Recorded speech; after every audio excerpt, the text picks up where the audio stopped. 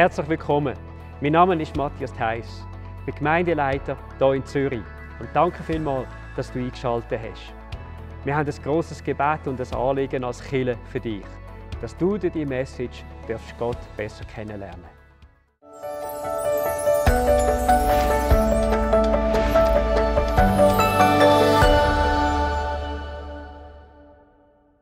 Wir sind jetzt mitten in unserer Serie über Jesus.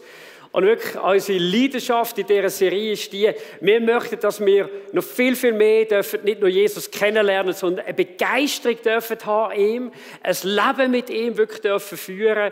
Und heute Morgen geht es um die Fülle, die wir bei Jesus und mit Jesus dürfen erleben. Ich weiss nicht, ob du auch so Sehnsuchtsmomente kennst in deinem Leben. Sehnsucht, vielleicht einmal aus den eigenen vier Wänden rauszubrechen und irgendwo zu reisen in die weite Welt, irgendwie vielleicht Richtung Amerika, Richtung Arizona oder der Grand Canyon, was auch immer. Oder vielleicht zieht es dich mehr noch ein bisschen in den Süden oder so, Richtung Brasilien runter, irgendwo eine von diesen schönen und gefährlichen Stränden, habe ich auch gehört, zum Gleitschirmfliegen oder was auch immer. Vielleicht zieht es sich mehr irgendwo auch zum Segeln, wie mich es etwa die zieht. Ich habe mal ein Buch bekommen mit dem Titel «Sehnsuchtsziele für Segler».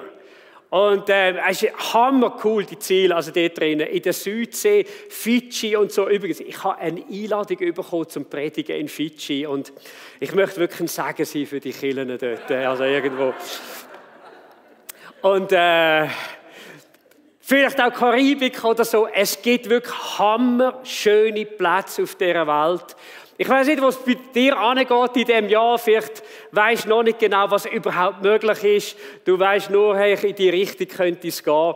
Aber irgendwo, ich glaube, wir alle kennen doch so Momente, wo wir sagen, hey, wow, in den Ferien an diesem Ort, da könnte ich so richtig auftanken. Und ich glaube, ohne Zweifel ist das auch ist mega schön, wenn wir so einen Moment erleben können. Aber die Frage ist die, was erfüllt mich in meinem Leben? Bist du auch schon aus der Ferien zurück und hast gedacht, naja. Ich erzähle euch dann noch meine persönliche Geschichte. Aber was erfüllt dich? Was ist das, wo für dich jeden Tag wirklich eine Erfüllung wirklich geben kann? Wenn du 5 Wochen Ferien hast im Jahr, gut, wenn du schon pensioniert bist, hast du vielleicht 6 Wochen. Und sonst hast du 5 oder so, oder 4. Ich meine, wenn du nur für diese 4 Wochen lebst im Jahr, überleg dir doch mal, ist das wirklich Lebensqualität? Gibt es nicht etwas, hey, zu dem wir Tag für Tag können den Zugang haben, wo unser Leben wirklich erfüllt? Ferien hin oder Ferien her. Der eine oder andere hat nämlich seine Ferien müssen canceln letztes Jahr, kann man vorstellen. Hat vielleicht grosse Pläne gehabt für das Jahr und du hast keine Ahnung, ob du es irgendwie überhaupt kannst verwirklichen. Es war interessant, der Apostel Paulus schreibt den Kolosserbrief in seinem persönlichen Lockdown. Die grossen Ziele sind weiter weg. Das einzige Ziel, an das er kam, war Rom. Und Rom hat er nicht als Tourist besucht, sondern als Gefangener. Und er redet in dem Kolosserbrief über Christus, seine Erfüllung. Und ich werde mit euch lesen, aus Kolosser 2, Vers 8 bis 13. Da sagt er, lasst euch nicht durch irgendwelche Gedankengebäude und hochtrabenden Unsinn verwirren, die nicht von Christus kommen.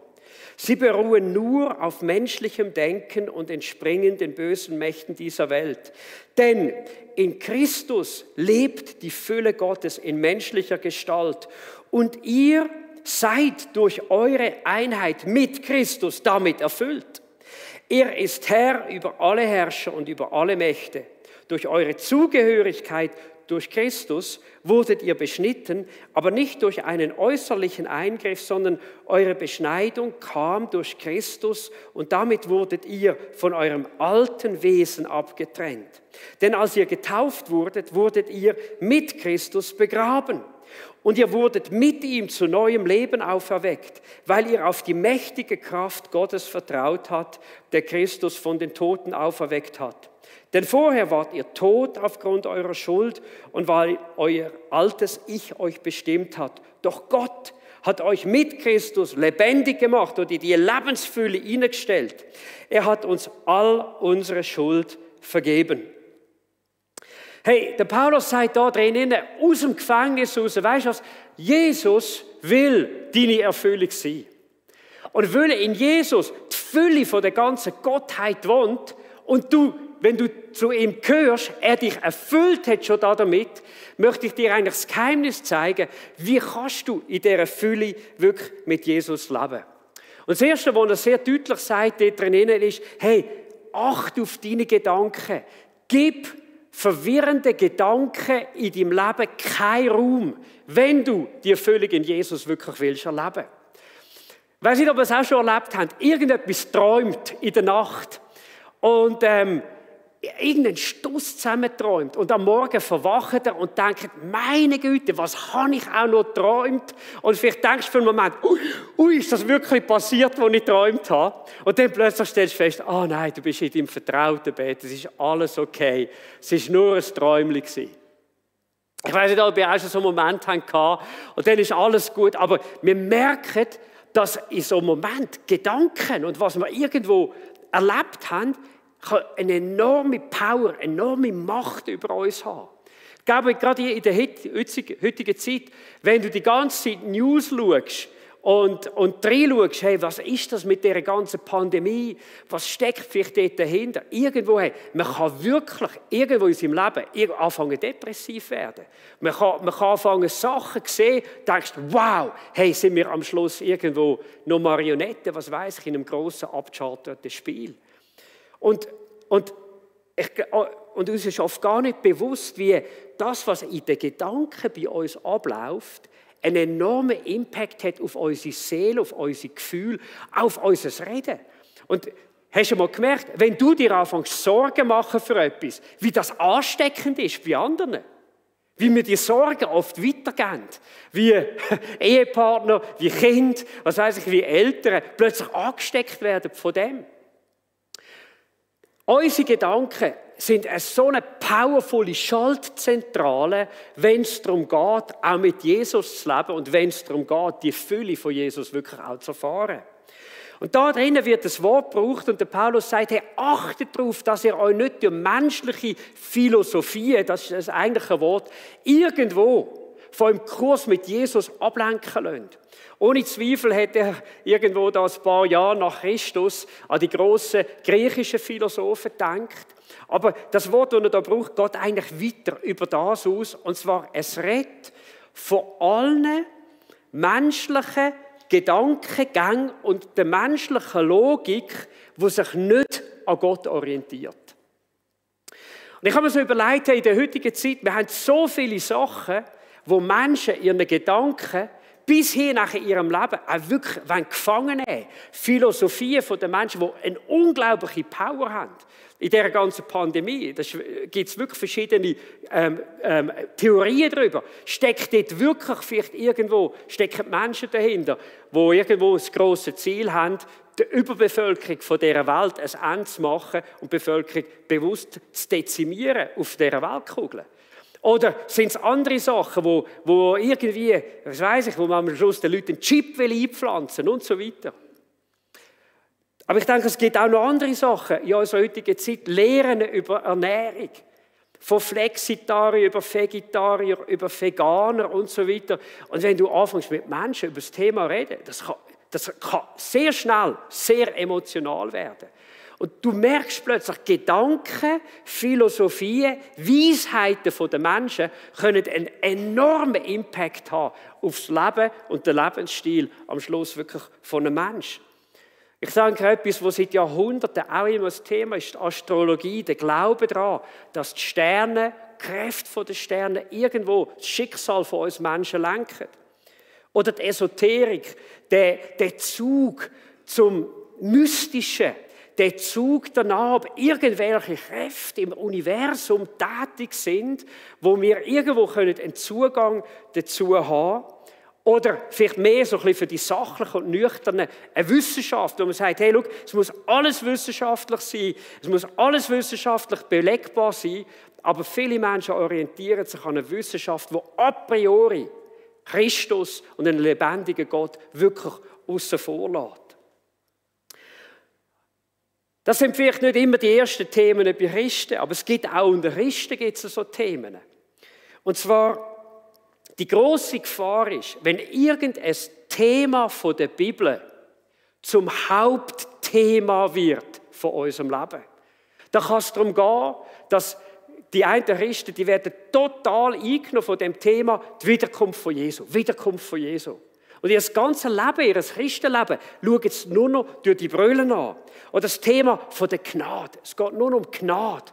Oder das Thema über die Seelsorge. Oder das Thema über Gemeindewachstum oder Bibelwissen. Ich will jetzt nur noch die Bibel, nur noch die Bibel, nur noch die Bibel. Ich will nur die Bibel lesen und nur noch schauen, was die Bibel sagt.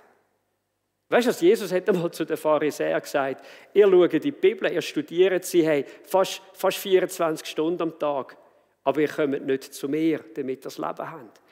Und die Gefahr ist, und jetzt kommt der Punkt, die Gefahr ist, wenn ein Thema zur Hauptsache wird und nicht mehr Christus die Hauptsache ist. Liebe Geschwister, all die Themen in der Bibel sind wichtig. Ich glaube, wir sollten darüber lehren, wir sollten darüber reden, aber sie sind nicht die Hauptsache. Die Hauptsache ist Jesus Christus und eine persönliche Beziehung zu Jesus Christus in unserem Leben zu haben. Und ich bin viele Jahre jetzt im christlichen Glauben unterwegs und ich habe gesehen, wie schnell Menschen irgendwo von einem Thema, von einem Einzelthema, ich würde fast sagen, fast beseelt werden und dann fast missionarisch werden auf einem einzelnen Thema. Und weißt du was? Das Thema von Jesus und von einem Leben mit Jesus, das ist nachher nur noch an der Peripherie. Ich bin ganz offen, ich bin wirklich mal schockiert gewesen, wo ein Pastor mit mir geredet hat, gesagt, hey Mann, das habe ich 40 Tage gefastet, voll gefastet, nur getrunken. Und ich habe gefragt, was hast du erlebt? Und dann hat er gesagt, hey, ich habe 15 Kilo abgenommen. Zuerst habe ich auch gefunden, es ist lustig. Und auf der anderen Seite musste ich sagen, wenn es so lange fastest, wenn du doch nicht Jesus am Schluss persönlich näher gekommen bist und ihn kennengelernt hast, für was war denn Fasten gewesen? Gut. Ein paar Kilo weniger, je nachdem, wenn man zu viel hat, kaum gewöhnt sein. Aber gibt es gescheitere Sachen, um das Gewicht zu verlieren. Jesus, er muss das Zentrum sein. Die Beziehung zu ihm, er muss der Fokus sein von unserem Glaubensleben. Egal, mit welchem Thema wir uns beschäftigen. Und darum sagt der Paulus, achtet darauf, lasst euch nicht durch irgendwelche Gedankengebäude und hochtrabenden Unsinn verwirren. Und das Wort, das hier gebraucht wird, ist eigentlich Folgendes, dass jemand mitgerissen wird, wie jemand, der auf Beutefang geht und irgendwo ein Tier oder etwas anderes als Beute mitnimmt und mitschleppt. Und liebe Freunde, so gibt es einen Haufen Sachen und Ideologien auf dieser Welt, die uns mitreissen wollen. Und am Schluss weisst du, wir sind überall, aber nicht bei einem erfüllten Leben durch Jesus Christus. Und verstehst du, darum sagt uns die Bibel, acht auf deine Gedanken, acht darauf, was da oben wirklich abläuft. Und ich habe mich kurz gefragt, warum sind gewisse von diesen Lehren so attraktiv für Christen? Ich glaube, wir leben in einer Zeit, wo alles Neue grundsätzlich uns immer besser dünkt als Alte. Und alles Neue hat irgendwo seinen Reiz. Und ich glaube, das ist eine Gefahr, wo man einfach, wenn es um Jesus geht, wo man darauf achten muss. Die Bibel ist 2000 Jahre alt und weißt du, sie wird immer älter. Aber weißt du, der Inhalt, der bleibt immer noch aktuell. Und nicht alles, was neu daherkommt, ist einfach besser.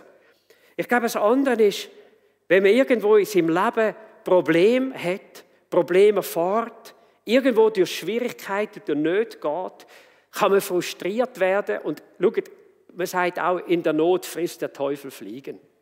Aber wenn wir in Not sind wir oft auch empfänglicher für gewisse Sachen. Not kann super Sache sein, wenn sie uns näher zu Jesus führt. Wenn wir empfänglicher werden für ihn.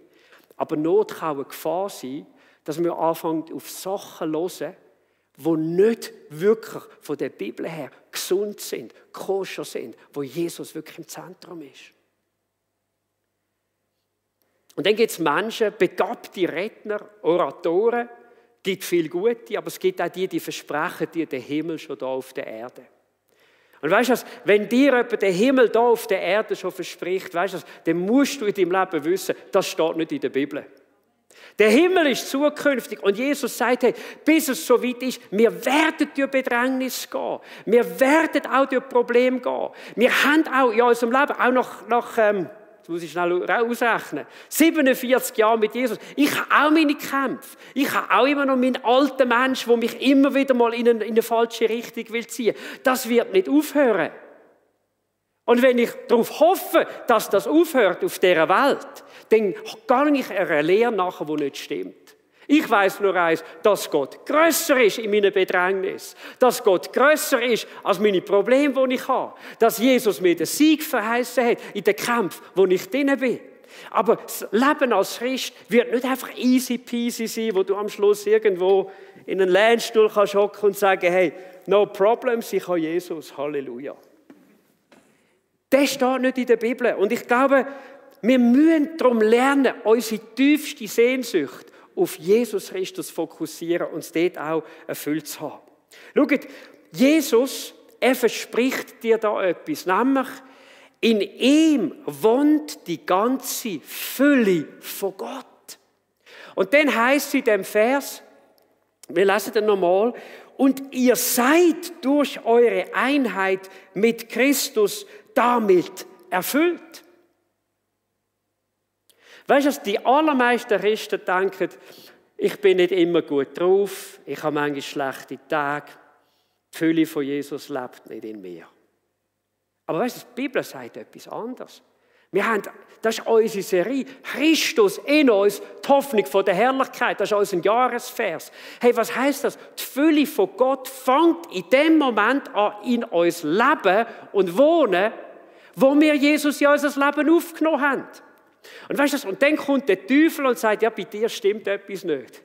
Du hast manchmal noch so ein bisschen, bist manchmal nicht so ganz gut drauf. Oder frag mal deinen Ehepartner, wie du manchmal bist. Und dann irgendwo, du fängst an zu glauben, die Fülle ist gar nicht in mir. Aber wie ist denn das? Warum fühlen wir uns denn manchmal nicht, ich sage jetzt mal so, positiv voll drauf, sondern manchmal eben nicht, wenn doch die Fülle in uns wohnt. Schaut, das eine ist, wir kämpfen in unserem Leben nach wie vor auch etwa gegen unsere Seele. Gegen den Ort von unseren Prägungen, gegen den Ort auch von unseren Gefühlen, wo manchmal so unberechenbar ist. Hast du das auch schon gehabt, dass du so Tage hast gehabt, denkst, hey, heute geht es mir voll gut, und andere Tage denkst, was ist heute auch los? Ich habe doch manchmal Tage, da sage ich verstehe mich selber nicht. Aber weißt du was? Die Fülle von Jesus ist deswegen nicht anders. Was wir lernen müssen, ist, die Bibel sagt, dass wir nicht seelische Christen werden, sondern geistliche Christen. Das heisst, die sich nach dem Geist Gottes in ihnen orientieren, die nicht auf den Geist Gottes, auf die Wahrheit von Gott hören und nicht in erster Linie auf das, was meine Gefühle sagen. Weißt du, wenn ich keinen guten Tag habe, ich kann trotzdem sagen, heute gibt es einen guten Tag mit Jesus Christus, auch wenn ich mich absolut mies fühle. Und ich glaube, darum ist es so wichtig, gang von dem aus, wenn du Jesus nachfolgst, die Fülle ist in dir. Jesus sagt es da so deutlich.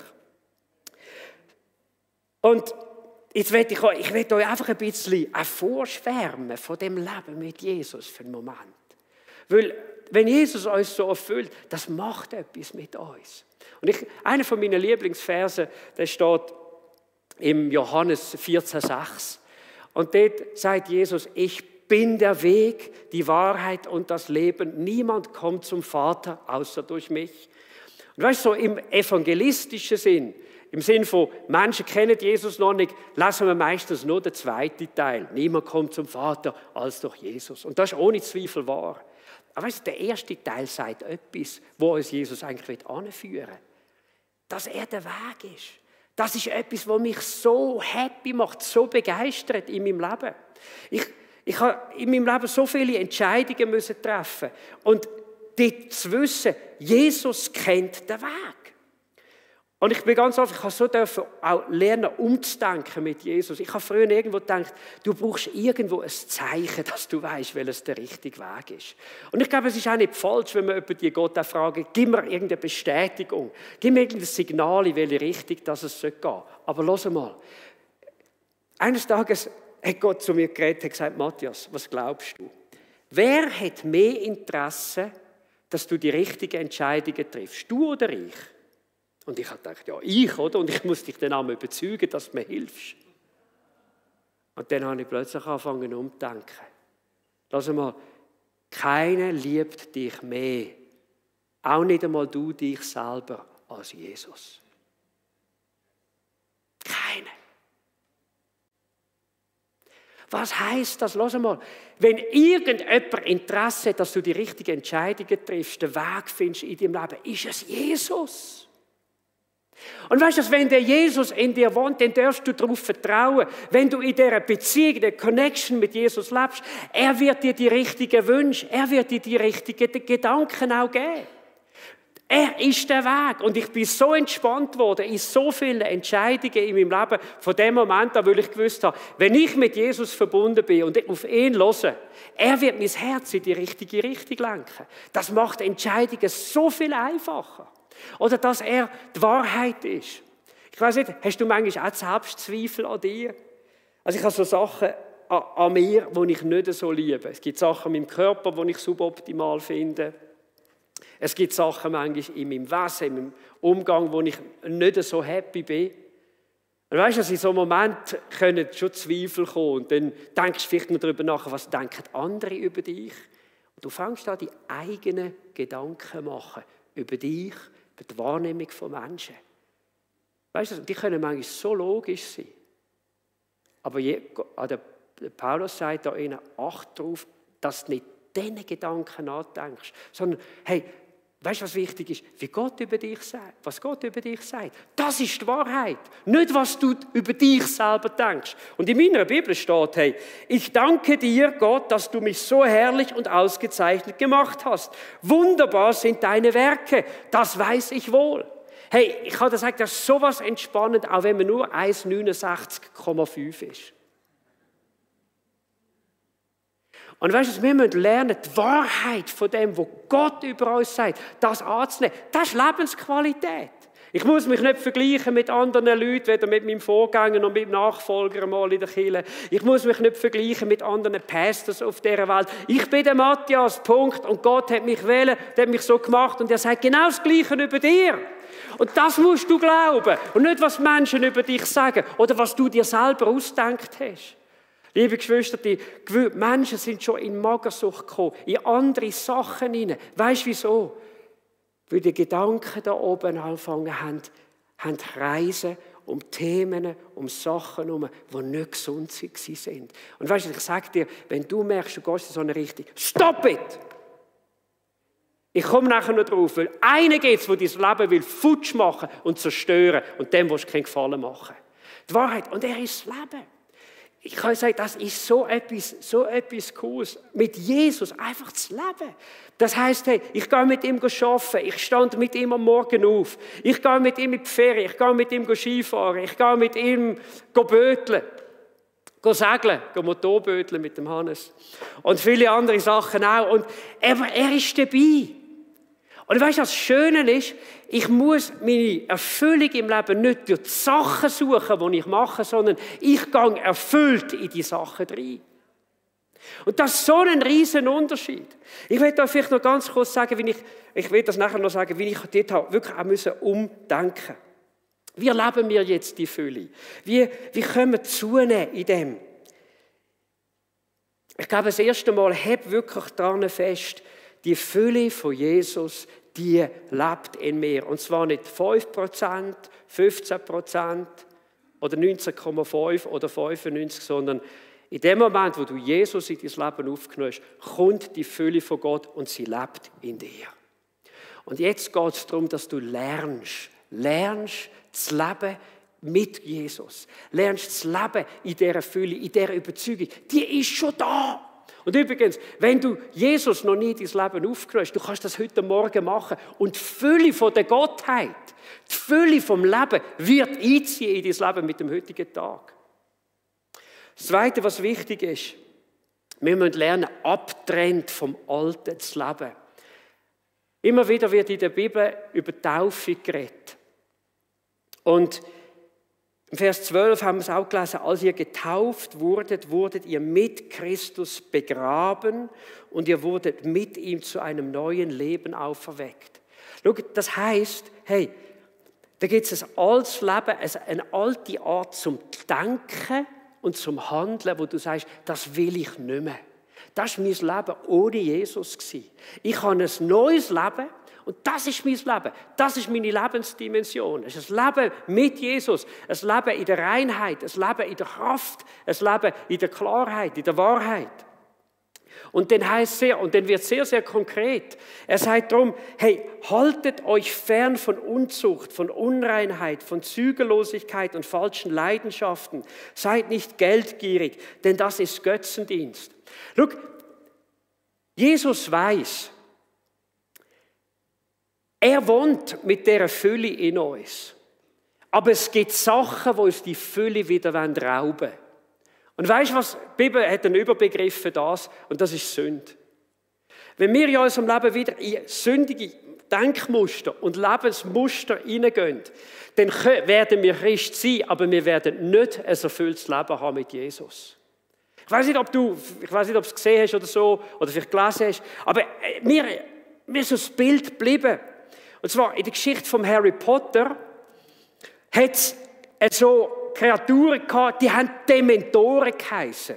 Und was die gemacht haben, das sind so ganz creepy, ich weiß auch nicht, Wesen, die sich auf Menschen stürzen und das Leben aus ihrem Leben raussaugen.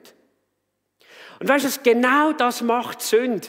Genau das machen die falschen Wege in unserem Leben. Sie saugen uns das Leben raus. Sie saugen die Lebensqualität ab von unserem Leben. Und darum sagt die Bibel, weißt du was, wenn du das Leben in der Fülle mit Jesus willst leben, hey, stop it. Gang nicht in die Richtung von diesen falschen Wegen, sondern bleib nach an Jesus.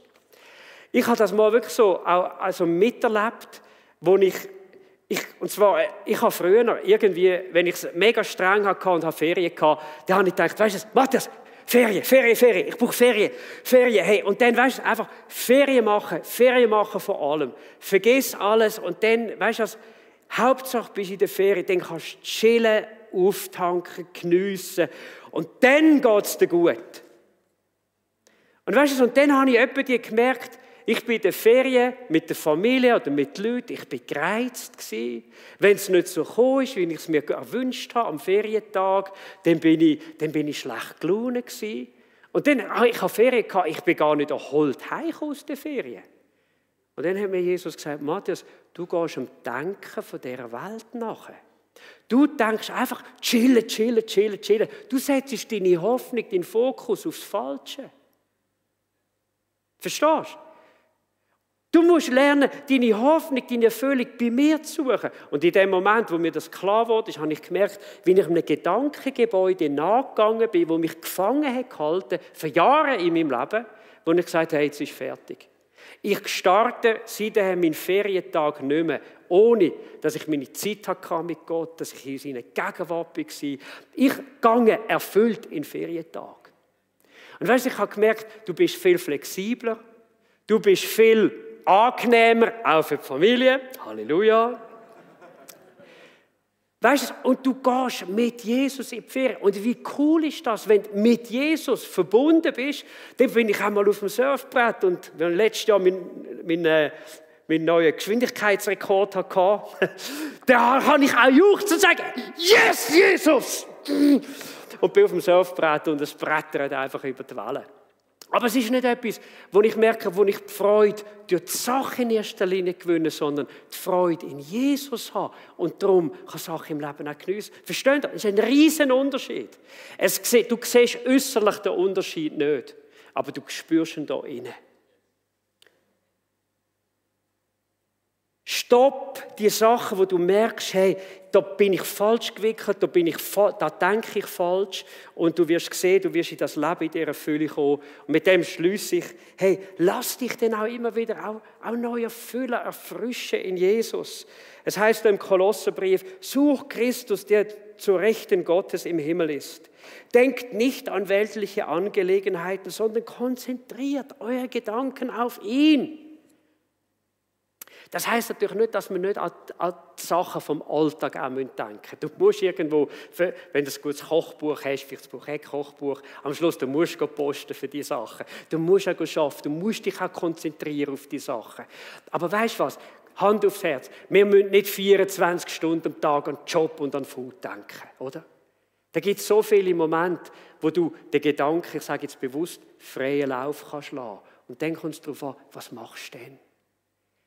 Schau, du kannst unter der Dusche sein, du kannst unterwegs sein, du kannst beim Arbeiten sein. Und wenn dein Kompass immer wieder zu Jesus geht, ich konzentriere mich auf ihn. Weißt du, da geschieht etwas. Du festigst die Beziehung zu Jesus, die Liebe zu Jesus durch deinen Alltag durch. Du gehst mit ihm arbeiten, du gehst mit ihm duschen, du gehst mit ihm auf die Toilette, du gehst mit ihm raus in die Natur. Du machst alles mit ihm. Und das ist der grosse Unterschied. Ich glaube, das ist der grosse Unterschied, warum viele Christen nie in die Fülle kommen mit Jesus. Weil sie ein Stück weit, weißt, die haben eine Schublade für Gott. Die ist am Sonntagmorgen ist einmal eine grössere Schublade und dann etwa die mal unter der Woche auch noch ein bisschen ein Schublädchen. Aber weißt du, ich glaube nicht, dass Jesus in einer Schublade ist. Ich glaube, er muss dein Leben sein, wie wir es letzten Sonntag gehört haben. Jesus, your life. Und ich muss auch offen sagen, wisst ihr, ich denke, ich wünsche mir so eine Kirche, wo Menschen so mit Jesus leben. Ich glaube, wenn Christen so mit Jesus leben, musst du nicht sagen, ja, sorry, ich muss Ihnen jetzt auch noch etwas sagen von Jesus. Tut mir so leid und so, hey, ich muss jetzt... Hey, ich denke, der arme Typ, sondern du strahlst etwas aus. Ich muss wirklich sagen, das sind die meisten Gespräche, die ich über Jesus führen konnte, ist der Grund gewesen, weil Menschen irgendwo gespürt haben, der Matthias ist nicht perfekt, aber ist anders. Und ich meine nicht komisch anders, sondern er ist anders, er hat etwas, er geht anders um mit Sachen. Und ich wünsche mir so eine Kirche, wo, hey, ich weiß nicht, für was wir bekannt sind, aber für das wünsche ich es mir auf alle Fälle.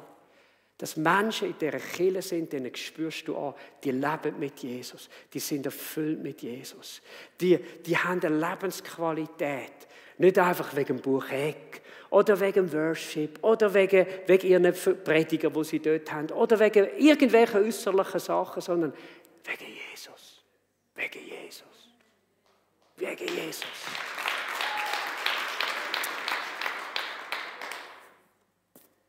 Gib dir noch einen Gedanken mit, den du trainieren kannst. Kolosser 3,16. Gebt den Worten von Christus viel Raum in euren Herzen. Gebraucht seine Worte weise, um einander zu lehren und zu ermahnen. Singt Gott aus ganzem Herzen Psalmen, Lobgesänge und geistliche Lieder. Das ist eine Predigt in sich, der Vers. Aber es heisst in anderen Worten, weißt du, da innen, hey, nimm Gottes Wort wirklich mit. Lies die Bibel nicht, dass sie gelesen ist, sondern nimm sie mit. Denk darüber nach. Sing und spiel Gott auch. Denk daran, du darfst singen, die Hei. Du darfst singen im Auto. Du darfst singen, wenn du in der freien Natur draußen bist, wenn wir es jetzt nicht da dürfen. Du darfst immer noch dort. Sing und spiel. Ich habe gemerkt, wenn ich singe, macht etwas mit mir. Das tut so gut. Das festigt meine Beziehung zu Jesus. Wow. Ein Leben in der Fülle mit ihm. Wenn wir noch ins Gebet gehen miteinander, stehen wir doch auf zusammen. Herr Jesus, in dir, heisst es auch im Kolosserbrief, sind verborgen alle Schätze Gottes. Die Schätze von der Weisheit, die Schätze von der Erkenntnis. Und Jesus, du weißt, wie es uns manchmal schwerfällt, wie wir manchmal so auf dem falschen Ort nach der Fülle suchen. Und Jesus, da kommen wir einfach auch zu dir und sagen, es tut uns leid. Lehr uns, die Fülle wirklich bei dir zu suchen.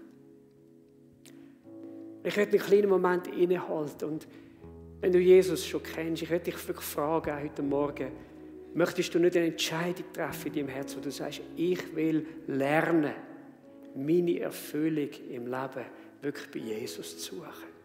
Hey, wenn das dein Wunsch ist, ich möchte dich wirklich bitten, heb einfach für einen Moment deine Hand zu Jesus und sag, Jesus, lehr du mich das Geheimnis, Ich will das lernen. Ich will lernen umdenken. Ich will lernen, meine Fokus anders zu setzen in meinem Leben. Ich kann euch sagen, ich bin Jahre Christ, ich habe das nicht können. Ich habe das nicht gelernt. Und ich will dir heute Morgen Mut machen, justiere den Kompass auf Jesus. Damit entlarvst du die Lügen auch vom Feind. Und Jesus, du siehst all die Menschen, die diesen Wunsch haben in ihrem Herzen. Und du sagst es, du lässt es im Aufrichtigen gelingen.